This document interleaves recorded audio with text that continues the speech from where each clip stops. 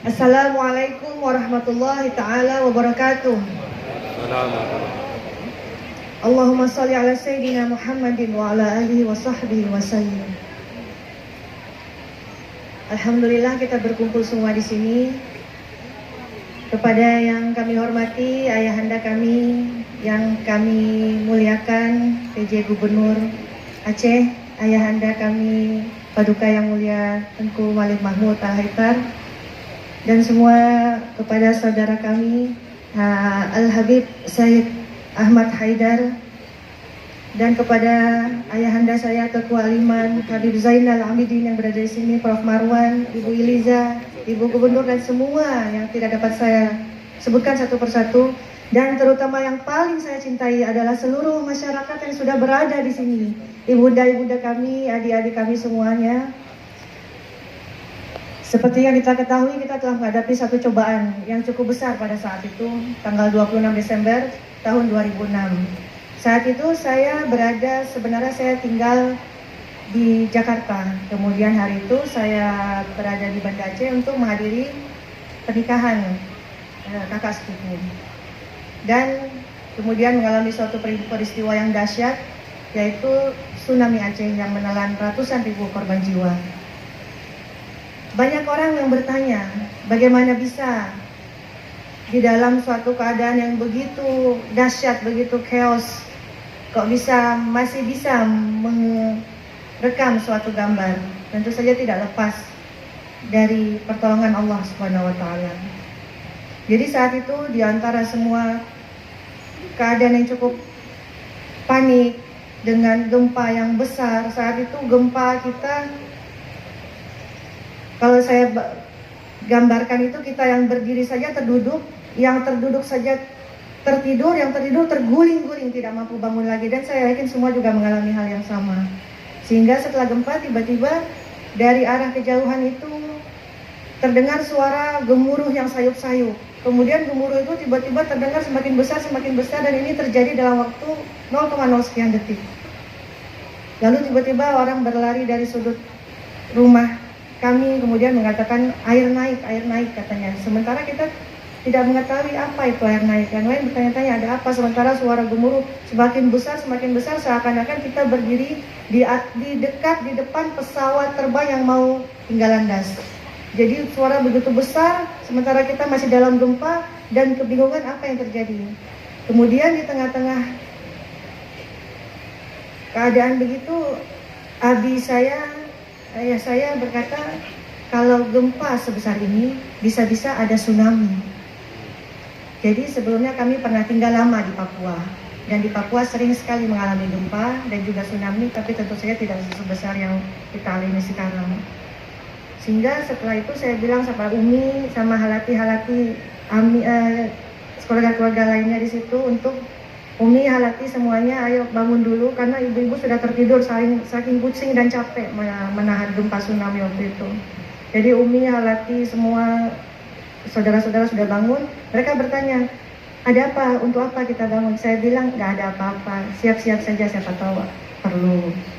Jadi setelah semua bangun berdiri, tiba-tiba datanglah berlari-larian orang dari depan rumah, berkata air naik. Akhirnya kita semua lari.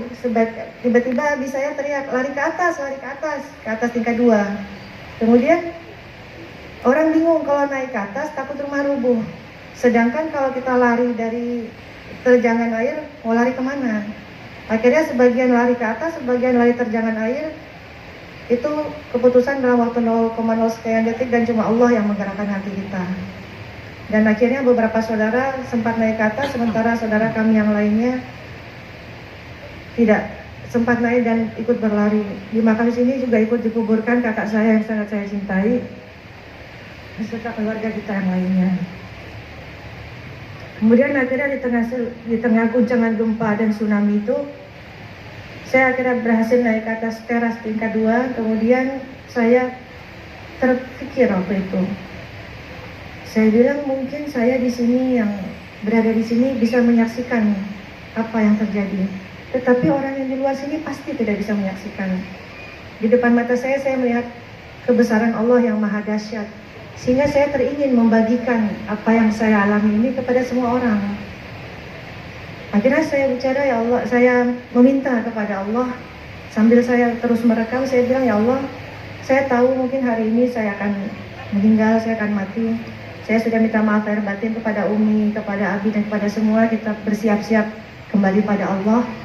Kemudian saya berdoa pada Allah, ya Allah, saya tahu kita semua sudah mungkin mau mati, tetapi yang saya tahu saya masih hidup 1 detik, 2 detik ini, apa yang bisa saya lakukan? Sehingga saya memutuskan, ya Allah, saya mau merekam video ini. Dan saya putuskan apabila nanti rumah ini rubuh, kemudian saya akan terombang-ambing dalam ombak itu, dalam lautan itu, kemudian saya mati, saya akan terus merekam. Kemudian saya katakan pada Allah, saya berdoa pada Allah, ya Allah, kalau setelah saya masuk ke dalam air, saya rekam terus sampai saya mati, kemudian ya Allah, saya titipkan rekaman ini padamu, ya Allah, tolong sampaikan kepada dunia, agar dunia tahu betapa maha besarnya Engkau.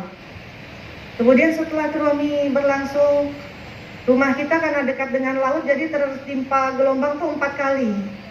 Karena memang berada kurang dari 1 kilo dari lautan. Dari rumah sebenarnya tidak bisa melihat jarak pantai, tetapi setelah terjangan ombak pertama, pantai terlihat dekat sekali, bahkan bisa melihat ujung pantai. Akhirnya saya terus merekam, kemudian setelah ombak pertama menerjang, kemudian kembali lagi tertarik ke laut, saya pikir mungkin saya tidak jadi mati. Oh, sudah selesai. Ternyata datang lagi ombak kedua, dan dalam video itu sempat saya rekam ombak kedua. Kemudian saya berpikir mungkin inilah saatnya saat terakhir kita. Dan terus merekam. Akhirnya setelah ombak keempat mulai reda, air tetap tergenang. Kemudian saya berpikir, ini saya masih hidup, berarti amanah yang saya titipkan kepada Allah, Allah kembalikan lagi kepada saya. Saya harus berusaha berjuang menyampaikan ini sendirian kepada dunia. Yang saya terpikir, Aceh saat itu sudah kacau balau, sudah porak-poranda, tentu tidak ada sarana apa yang bisa saya kabarkan, sehingga saya bertekad, saya hari ini juga harus kembali ke Jakarta untuk menyampaikan pada stasiun TV.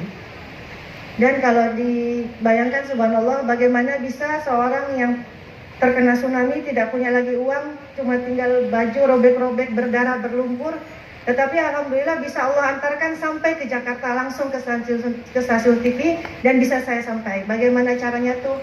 Allah lah yang bantu semuanya. Jadi alhamdulillah bisa tersiar dan kita bisa melihat sama-sama, dan alhamdulillah dengan adanya itu mudah-mudahan bermanfaat kepada semuanya, sehingga tercapailah tujuan saya merekam itu, supaya apa yang saya rekam itu, apa yang saya lakukan dalam 1-2 detik hidup saya itu dapat bermanfaat. Sisa umur saya dapat bermanfaat untuk orang lain. Alhamdulillah banyak sekali pelajaran yang dapat dipetik dari pengalaman yang saya alami, terutama juga kepada generasi muda di Aceh ini untuk tetap sadar pada bencana. Saya karena pernah hidup lama di Papua, pernah mengetahui apa itu tsunami. Tetapi dulu mungkin kita di sini belum terlalu tahu apa itu tsunami. Sehingga karena kita tahu negeri kita ini adalah negeri rawan bencana, mari kita sama-sama sadar akan bencana dan berwaspada. Kita tidak mengharapkan itu terjadi kembali, tapi kita tetap harus waspada menghadapinya. Dan satu hal yang ini, mungkin terutama pada adik-adik generasi muda, apabila kita tidak memaknai tsunami ini dalam kesedihan, jangan pernah menanyakan bagaimana sedihnya kita mengalami kesedihan yang sama. Tetapi di balik itu semua kita masih hidup. Walau kita boleh kehilangan orang tua, kita bisa kehilangan segala harta benda, tapi kita masih punya Allah. Dan Allah akan selalu membantu. Apapun yang terjadi tetap harus semangat untuk membangun Aceh. Ingatlah seorang perempuan kecil di atas teras rumah itu yang walaupun sudah mau mati, tapi tetap untuk semangat membangun negeri. Jadi ingat saja yang masih hidup, yang mau mati saja masih semangat, apalagi yang masih hidup. Insya Allah kita semangat terus membangun Aceh. Bersama-sama kuatkan persatuan silaturahmi, kita bangun Aceh bersama-sama. Di depan kita ada para pemimpin yang siap untuk bersama-sama rakyat bersatu bersama membangun Aceh ini. Insya Allah kita ciptakan Aceh yang damai, yang aman, yang terus berada dalam negeri syariat Islam menuju masa depan yang lebih baik insya Allah. Terima kasih dan terus semangat, terutama kepada adik-adik kami generasi muda Aceh. Kepada ibunda, kepada ayahanda, mari kita didik semua anak-anak kita menjadi generasi Aceh yang terbaik, yang akan membangun Aceh ke masa depan insya Allah. Terima kasih. Billahi taufiq wal hidayah. Wassalamualaikum warahmatullahi wabarakatuh.